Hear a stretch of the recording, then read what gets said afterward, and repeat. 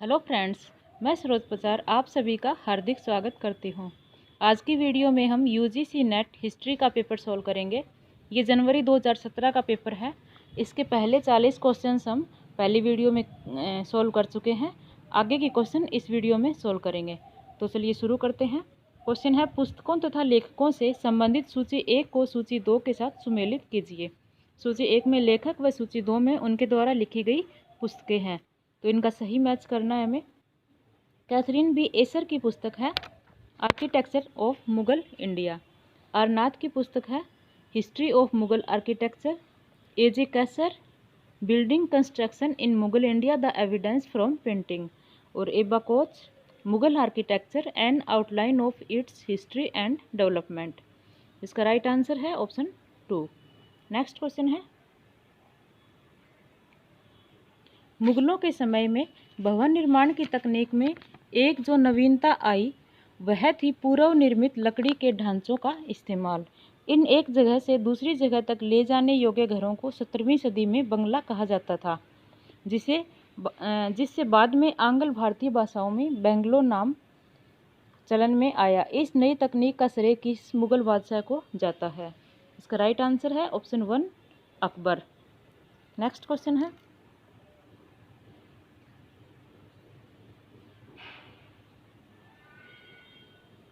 मुगल काल में गज के विभिन्न प्रयोगों के संदर्भ में निम्न कथनों पर विचार करें। ऑप्शन 1, अबुल फजल ने लिखा है कि हुमायूं का गजे सिकंदरी 32 अंगुष्ठ था। ये सही कथन है। ऑप्शन 2, अबुल फजल बताता है कि गज ए इलाही की लंबाई 41 अंगुष्ठ के बराबर थी। ये भी सही कथन है। ऑप्शन 3, दीरा गज ए शाहजहानी 33.5 अंगुष्ठ से थोड़ा कम था। ये भी सही है। तुजु के जहांगीरी में वर्णित है कि गजे सरई की लंबाई 26 अंगुष्ठ है। ये कथन गलत है। इसका राइट आंसर है ऑप्शन 1, 1, 2 और 3। नेक्स्ट क्वेश्चन है, नीचे दो वक्तव्य दिए गए हैं। एक को कथन ए और दूसरे को कारण आर कहा गया है। कथन ए, 17वीं शताब्दी के पूर्वार्ध में नील का यूरोपीय व्यापार काफ़ी महत्वपूर्ण बन गया था और इसके पश्चात इसमें तेज गिरावट आई। बिल्कुल सही कथन है। कारण आर, आगरा के नील के मूल्य में वृद्धि हुई तथा वेस्ट इंडीज में स्थित बागानों जहां 10 दास काम करते थे से प्रतिस्पर्धा स्थापित हो गई। ये भी सही है। इसका राइट आंसर है ऑप्शन 1, ए और आर दोनों सही हैं तथा ए की सही व्याख्या आर है। नेक्स्ट क्वेश्चन है, निम्नलिखित में से कौन सा कथन सही नहीं है? ऑप्शन 1, भेजी हुई रकम के भुगतान के लिए सर्राफों को हुंडी जारी करने में विशेषज्ञता प्राप्त थी। सही कथन है। ऑप्शन 2, हुंडी एक विक्रय दस्तावेज था जिसका सामान्यतः थोड़ी छूट देकर हस्तांतरण हो जाता था। ये भी सही है। ऑप्शन 3, एक स्थान से दूसरे स्थान के लिए बनाए गए बिलों के लिए भेजी गई रकम के भुगतान अथवा ऋण हेतु विनिमय की एक ही दर निर्धारित की जाती थी। ये कथन गलत है। ऑप्शन 4, हुंडी में यह स्वतः ही स्पष्ट होता था कि वह तत्काल ही देय है अथवा हुंडी ग्राहक को प्रस्तुत करने के पश्चात एक निश्चित अवधि की समाप्ति पर देय है। तो ये सही कथन है। इसका राइट आंसर है ऑप्शन 3। नेक्स्ट क्वेश्चन है,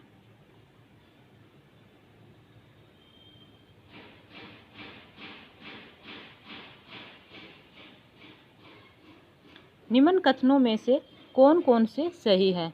ऑप्शन 1, सरबत खालसा के वार्षिक आयोजन की परंपरा चक गुरु अमृतसर में थी, लेकिन धीरे धीरे आपसी मतभेद बढ़ने लगे और हर प्रमुख अपने अपने लिए अलग इलाका बनाने की कोशिश करने लगा। सही कथन। दसम ग्रंथ में गुरु गोविंद सिंह की रचनाएं हैं। ये भी सही कथन है। ऑप्शन 3, सभी सिख गुरु खत्री थे और उनके प्रमुख सहायक मनसंद भी खत्री थे। ये कथन गलत है।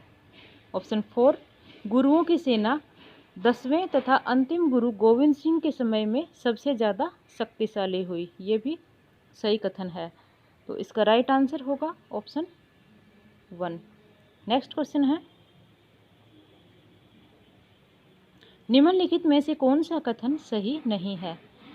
फारसी सिर्फ मुगल साम्राज्य था तथा दिल्ली सल्तनत में ही उच्च प्रशासन की भाषा नहीं थी, बल्कि वह राजपूत राज्यों के दरबारों तक भी फैली हुई थी। सही कथन। ऑप्शन 2, सिराजुद्दीन अली आरजू ने यह विचार प्रतिस्थापित किया कि फारसी और हिंदी में कुछ बुनियादी समानताएं थी। ये भी सही कथन है। ऑप्शन 3, 1639 से 40 में लिखित अपनी किताब बहार-ए-आजम में टेकचंद बहार ने ऐसे कवियों और गद्यात्मक रचनाओं के उद्धरण दिए हैं। ये कथन गलत है। ऑप्शन 4, फारसी के हिंदी की स्थानीय बोलियों के संपर्क में आने से एक नई भाषा उर्दू अस्तित्व में आई। ये सही कथन है। तो इसका राइट आंसर है ऑप्शन 3। नेक्स्ट क्वेश्चन है, नीचे दो वक्तव्य दिए गए हैं, एक को कथन ए और दूसरे को कारण आर कहा गया है। कथन ए, फ्रांसीसी यात्री जॉन डी थिवनो ने लिखा है कि सूरत में लोग आमतौर पर ताप्ती नदी का पानी नहीं पीते। बिल्कुल सही है। कारण आर, नदी का पानी खारा था। ये भी सही है। इसका राइट आंसर है ऑप्शन 1। ए और आर दोनों सही हैं तथा ए की सही व्याख्या आर है। नेक्स्ट क्वेश्चन है,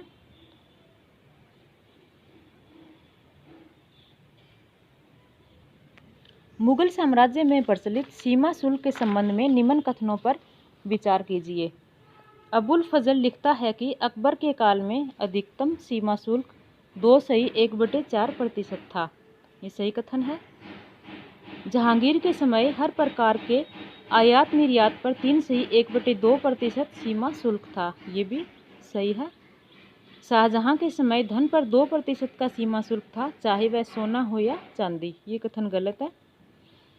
औरंगजेब ने गैर मुस्लिमों के लिए सीमा शुल्क की दर ऊंची रखी, इसीलिए मुस्लिम व्यापारी हिंदुओं को ऊंची शुल्क दर से बचाने के लिए उनका सामान छुपाकर ले आते थे। ये भी सही है। इसका राइट आंसर है ऑप्शन 4। नेक्स्ट क्वेश्चन है,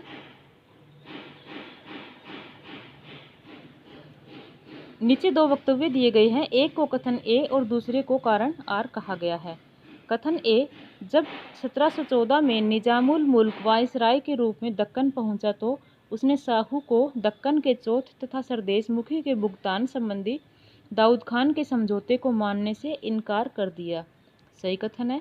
कारण आर, निजामुल मुल्क ने उन्हें कई बार पराजित किया तथा उनके द्वारा प्रत्येक जिले में बनाए गए मिट्टी के छोटे किलों को ध्वस्त कर दिया, जिनका इस्तेमाल वे हमले के संचालन केंद्र तथा मराठा सैनिकों की टुकड़ी की शरणस्थली के रूप में किया करते थे।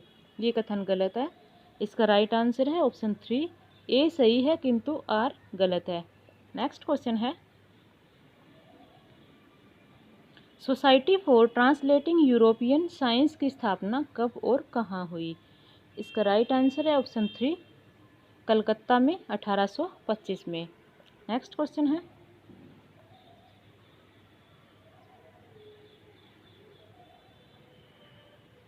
सूची 1 को सूची 2 के साथ सुमेलित करें, कूट की सहायता से सही उत्तर दर्शाएं।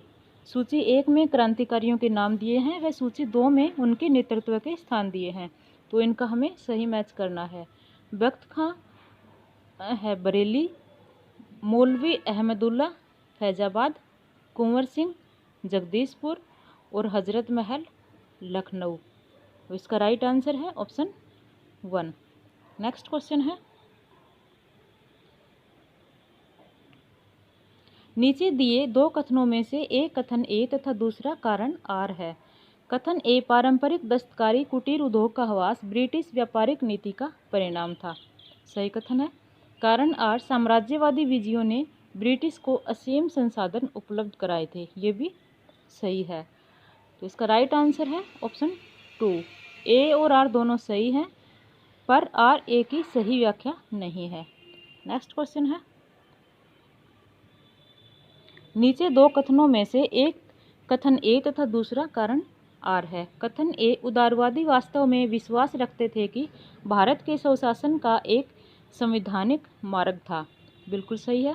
कारण आर, उनकी ब्रिटिश न्यायप्रियता के प्रति दृढ़ आस्था थी। ये भी सही है। इसका राइट आंसर है ऑप्शन 1। ए और आर दोनों सही हैं तथा आर ए की सही व्याख्या है। नेक्स्ट क्वेश्चन है,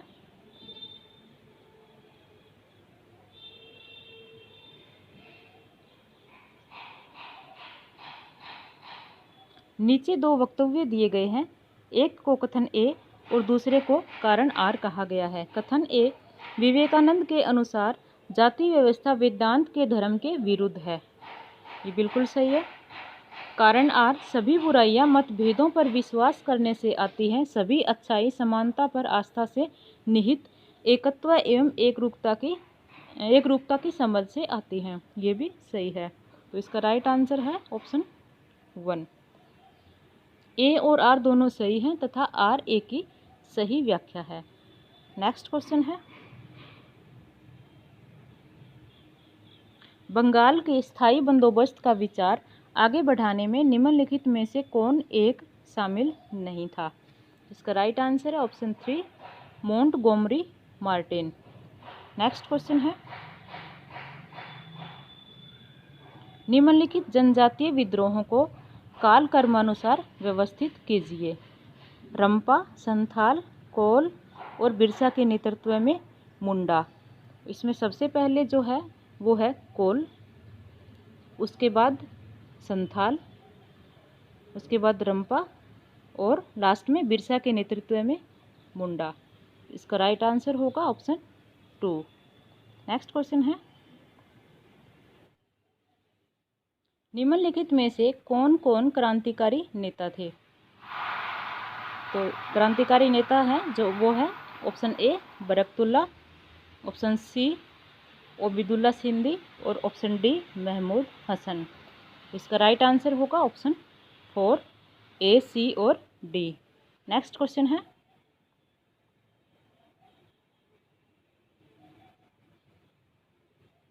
इंडियन नेशनल कांग्रेस के किस अधिवेशन में देशी रियासतों के बारे में पहली बार किसी नीति का प्रतिपादन किया गया?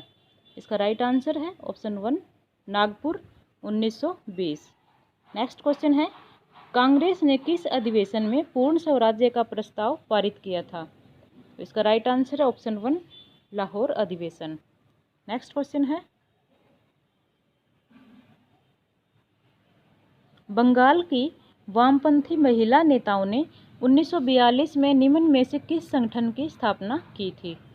इसका राइट आंसर है ऑप्शन 4, महिला आत्मरक्षण समिति।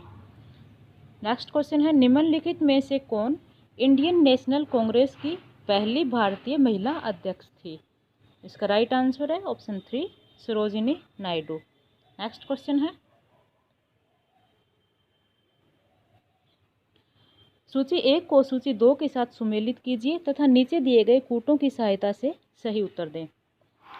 वामा बोधिनी उमेश चंद्र दत्ता द्वारा संपादित, महिला गिरीश चंद्र सेन द्वारा संपादित, भारती द्विजेंद्र नाथ टैगोर द्वारा प्रारंभ और सुप्रभात कुमुदिनी तथा बसंती मित्रा द्वारा प्रारंभ।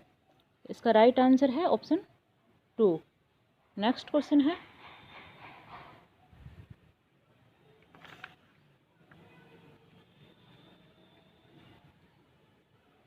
खुदाई खिदमतगारों को आम लोग किस नाम से जानते थे? तो इसका राइट आंसर है ऑप्शन 2, लाल कुर्ती वाले के नाम से। नेक्स्ट क्वेश्चन है, आर्य समाजी नेता श्री हरविलास शारदा का संबंध भारत के किस भाग से था? इसका राइट आंसर है ऑप्शन 1, राजस्थान से। नेक्स्ट क्वेश्चन है, किस क्षेत्र के साम्यवादियों ने इस नारे के साथ अपना भारी अभियान शुरू किया था कि अमेरिकी मॉडल को अरब सागर में फेंको? तो इसका राइट आंसर है ऑप्शन 3, उत्तर पश्चिम त्रावणकोर स्टेट के क्षेत्र। नेक्स्ट क्वेश्चन है, बंगाल के बटाईदार किसानों शेयर क्रॉपर का तेभागा संघर्ष सबसे जोरदार था, जिसमें किसानों ने घोषणा की थी कि वे जमींदारों को फसल का डैश भाग अदा नहीं करेंगे। इसका राइट आंसर है ऑप्शन 4, 1/2। नेक्स्ट क्वेश्चन है, जापानी वस्तुओं का इस्तेमाल छोड़ने का प्रस्ताव राष्ट्रीय कांग्रेस ने किस वर्ष पारित किया था, जिसमें इसके लिए भारतीयों से अपील की गई थी? इसका राइट आंसर है ऑप्शन 2, 1937। नेक्स्ट क्वेश्चन है, निम्नलिखित घटनाओं को काल कर्मानुसार व्यवस्थित कीजिए। इसमें सबसे पहले होगा इंडियन नेशनल आर्मी की स्थापना, उसके बाद सुभाष चंद्र बोस की श्री तोजो के साथ बैठक, उसके बाद INA ने स्वतंत्र भारत की धरती पर राष्ट्रीय ध्वज फहराया। और लास्ट में सुभाष चंद्र बोस का ताइपेई में आगमन। इसका राइट आंसर है ऑप्शन 1। नेक्स्ट क्वेश्चन है, वे चाहे खुद को मुसलमान, हिंदू या कुछ भी और बताते हों, जब वे बर्बर होकर निर्मम हत्याएं करते हैं तो उसे असहाय भाव से देखने की जगह मैं सर्वशक्तिमान से प्रार्थना करूंगा कि वह मुझे इस दुख भरी दुनिया से ले जाए। ये पंक्तियां निम्नलिखित में से किसकी हैं? तो इसका राइट आंसर है option 1 MK Gandhi. Next question है,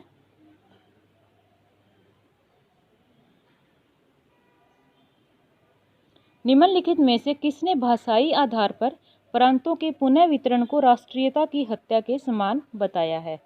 इसका right answer option 2 Sardar Vallabh भाई पटेल। नेक्स्ट क्वेश्चन है, निम्नलिखित में से कौन रंग भेद की नीति का घोषित अंग नहीं था? तो इसका राइट आंसर ऑप्शन 4 अफ्रीकियों की मूल संस्कृति का संरक्षण। नेक्स्ट क्वेश्चन है,